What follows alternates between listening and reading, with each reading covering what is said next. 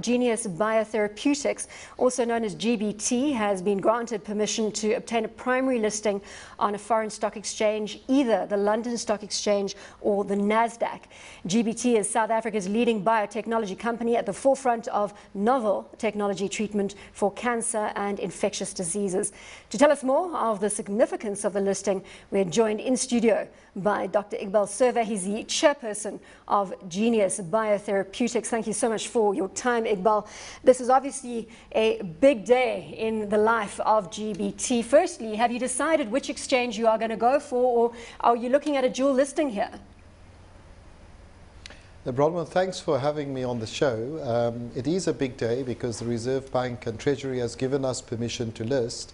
We'll appoint an investment bank most likely in mid-July to direct us to which stock exchange, but at this point in time we're watching the European markets and of course the American markets to determine that. Well, what percentage do you own at present? Is this 100% owned? No, Sekunjalo Investments owns 49% of Genius Bio-therapeutics. The remainder is owned by a combination of the scientists and also by an offshore private investor shareholders. Because I think go ahead. We're trying to establish is, I mean, if we look at Sekunjalo, its market cap is maybe 200-300 million rand, and yet you have what appears to be from this a very valuable investment, which certainly is not represented in the price of Sekunjalo. No, I think, David, you're absolutely right. Part of the problem is that in South Africa there is no biotechnology analysts, there's no biotechnology fund managers, and there isn't an understanding of the biotechnology valuation. As an example, our competitor Dendreon is listed on the NASDAQ, has lost $1 billion to date, about $200 million a year, and its market cap has ranged between $2.5 billion to $7 billion.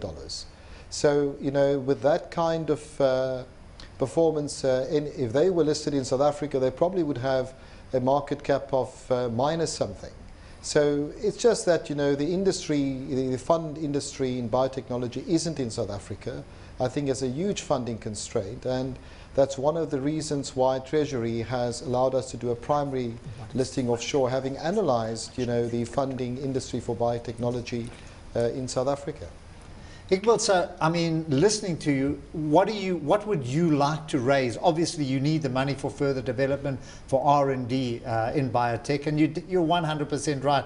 Not only do we not have biotech, we don't have venture capital. So I can understand your desire to go across there. But what kind of funds, you know, would you think about raising offshore? Well, to date, we've, you know, spent at least about 300 million in developing about 24 global patents, including the very important patent in cancer therapeutics using dendritic cell vaccines, which is the body's own immune therapy for cancers. The next stage is to have the clinical trials in the US and Europe. We know that our competitor Dendreon has in fact proven that it works with the prostatic cancer drug called Provenge. We now want to do the same. We will do whatever it needs to be done in the US, and primarily the funding would be to the clinical trials, and most likely we'll raise you know, between 25 and 30 million dollars, you know, for the clinical trials. But it also depends. We may have to do limited clinical trials in Europe and more full-fledged clinical trials in the USA, even though the technology has now been proven.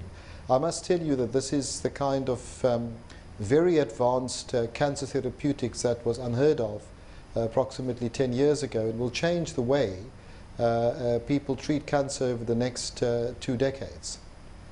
Iqbal, Viv here. With regards to something like, for instance, your company, you have obviously a great deal of, you know, side benefits for externalities for the country as a whole. Do you plan, even though you're listing internationally, to maintain a South African base? And secondly, what do you think government can do to actually advance, you know, ventures such as this, you know, which are very high payoff but also very high risk? I think it's a great question. Firstly, you know, we are retaining all the IP in South Africa. That's a condition of the Reserve Bank listing. Secondly, we're making sure that these products, these cancer therapeutics, as we currently do, by the way, we're the only South African and African company to own biosimilar plants in South Africa. We make sure that those products are in fact available at highly affordable prices for the South African community. The government has partnered us. The Technology Innovation Agency is one of the key partners in the 120 million rand facility that we've built in Cape Town in Goodwood, which we will launch with the Minister of Science and Technology on the 24th of April.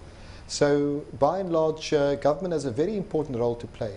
Our key responsibility, you know, we're a pioneer in this area of biotechnology in South Africa.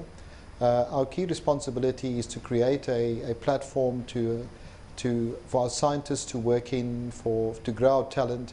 But more importantly, I think this success and the listing will accelerate the understanding of the kind of talent, the university base, the technologies that we have in South Africa on a global level. And we're very excited by that. But you're quite correct, you know, this kind of development requires a huge partnership.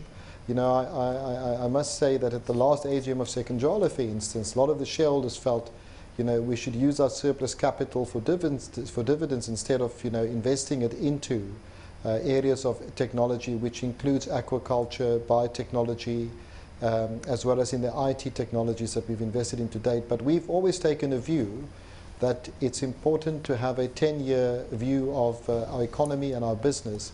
And biotechnology, I think, is going to prove us right in the long run. Iqbal, are these South African scientists developing South African technology? Is it, were they, you know, all locally developed scientists?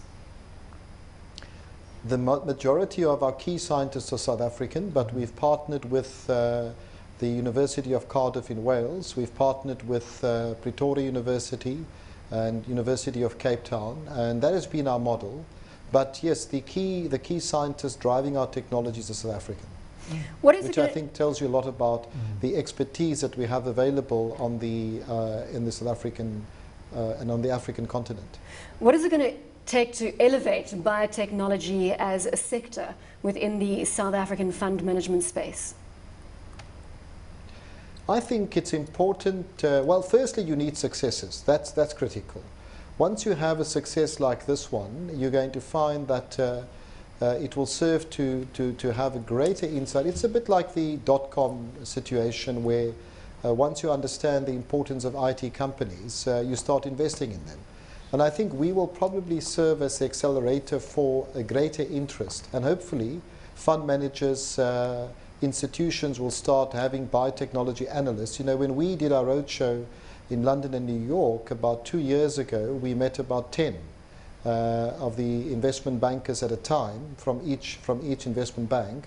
And each of them had at least 3 biotechnology analysts that were PhDs, MDs with MBAs sitting in on the meeting. So it's that kind of capacity that you need to build, and I do hope that the fund managers in South Africa will consider doing that, because we've got such great talent in this country, and it would be a real tragedy if that talent goes to waste because we're not funding it. Iqbal, thank you so much for your time. That was Dr. Iqbal Survey. He's the chairperson of Genius Bio-Therapeutics, joining us from our Cape Town studio.